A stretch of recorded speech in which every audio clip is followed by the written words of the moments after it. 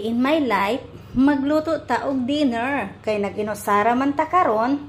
So magluto ta sa atong panihapon. So mao di ay ni ang akong lutoon, chicken wings, gata.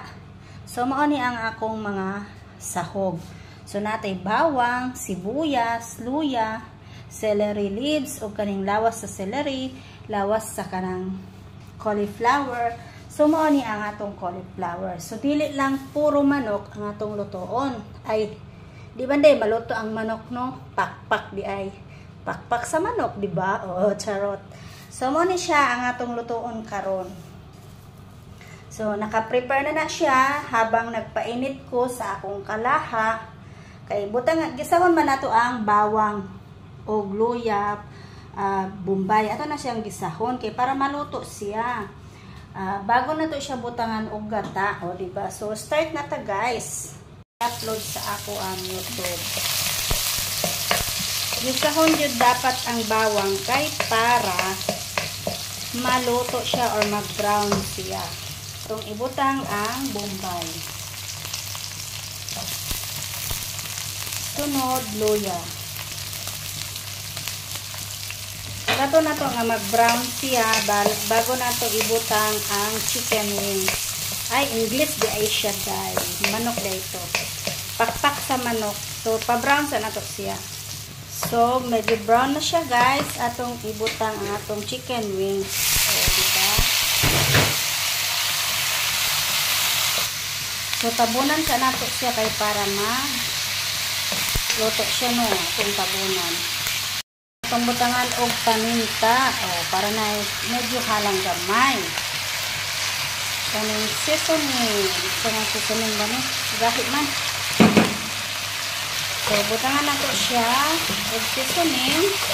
Atong halo gamay. Butangan na siya black pepper ha. So, asin. Hindi yun na to kalimtan ng asin. Kaya mga na imuhatag og panglasa sa atong mga niluto. So, diba?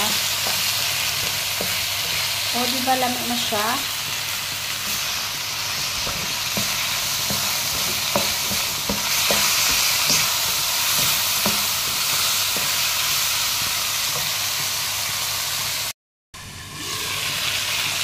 Kalamit na dyan niya. So, butangan na to siya og tubig gamay guys kay para maluto dyan ang manok. So, ang gata atong igati butang. Ang lasaw sa gata. O, charot. Diba? Unya, atong ibutang ang kaning broccoli niya, kaning lawas niya. Kay gahi magod ni siya. Manang ginaseparate na ako. Pagkahuman ang celery. So, ato nang ibutang ang piso sa gata. Ay, kalamit na lamang. Butang nato ang bell pepper.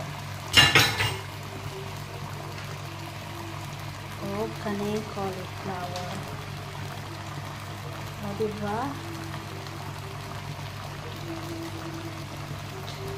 So, takpan natin for 5 minutes para maluto ang gulay at saka maluto ng maayos ang gata. Wow! Sarap! Tikman natin kung okay na yung lasa. So, ngayon, tapos na siya. Luto na. Ilagay natin yung celery leaves para mabango siya. So, diba ang bango? Sarap! Kainan na. Tapos na yung ating niluto.